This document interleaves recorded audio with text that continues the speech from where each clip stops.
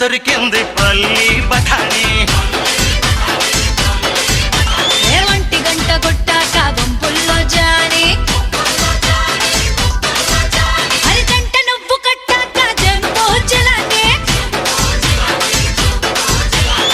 వదిలిపెట్టను దాన్ని అందాన్ని విడిచిపెట్టకు వాణ్ణి పరువాన్ని వద్దొద్దు గుర్తొచ్చి పాత కానీ చీకట్లో చెయ్యాల సిగ్గుల్ని కూనే వినరా